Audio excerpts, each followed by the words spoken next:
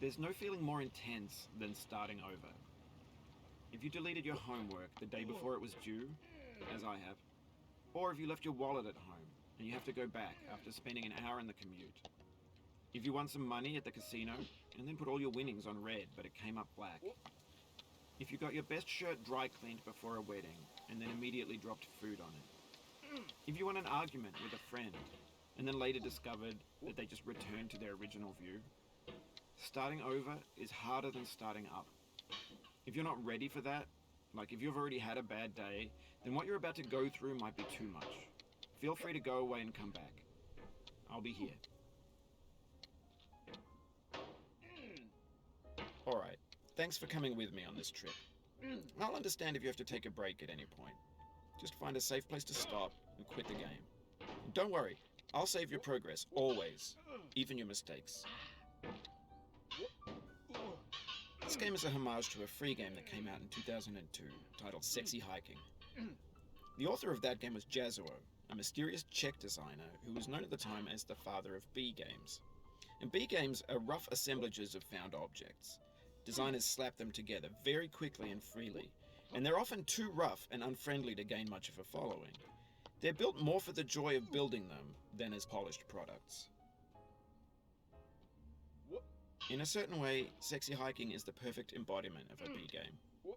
It's built almost entirely out of found and recycled parts, and it's one of the most unusual and unfriendly games of its time.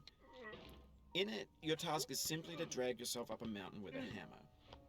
And that act of climbing, in the digital world or in real life, has certain essential properties that give the game its flavor. No amount of forward progress is guaranteed. Some cliffs are too sheer or too slippery, and the player is constantly, unremittingly in danger of falling and losing everything.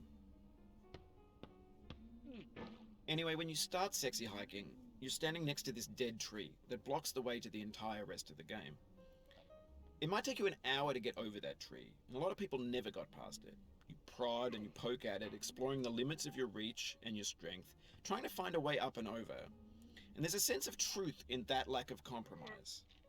Most obstacles in video game worlds are fake. You can be completely confident in your ability to get through them once you have the correct method or the correct equipment or just by spending enough time.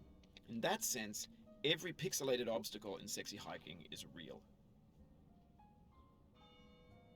The obstacles in Sexy Hiking are unyielding, and that makes the game uniquely frustrating. But I'm not sure Jazuo intended to make a frustrating game. The frustration is just essential to the act of climbing, and it's authentic to the process of building a game about climbing. A funny thing happened to me as I was building this mountain. I'd have an idea for a new obstacle, and I'd build it, test it, and it would usually turn out to be unreasonably hard. But I couldn't bring myself to make it easier. It already felt like my inability to get past the new obstacle was my fault as a player rather than as a builder. Imaginary mountains build themselves from our efforts to climb them, and it's our repeated attempts to reach the summit that turns those mountains into something real. When you're building a video game world, you're building with ideas, and that can be like working with quickset cement. You mold your ideas into a certain shape that can be played with, and in the process of playing with them, they begin to harden and set until they're immutable, like rock. And at that point, you can't change the world, not without breaking it into pieces and starting fresh with new ideas. For years now, people have been predicting that games would soon be made out of prefabricated objects, bought in a store and assembled into a world. And for the most part, that hasn't happened, because the objects in the stores are trash. I don't mean they look bad or that they're badly made, although a lot of them are. I mean they're trash in the way that food becomes trash as soon as you put it in the sink. Things are made to be consumed and used in a certain context, and once the moment is gone, they transform into garbage. In the context of technology, those moments pass by in seconds. Over time, we've poured more and more refuse into this vast digital landfill that we call the internet. It now vastly outnumbers and outweighs the things that are fresh and untainted and unused.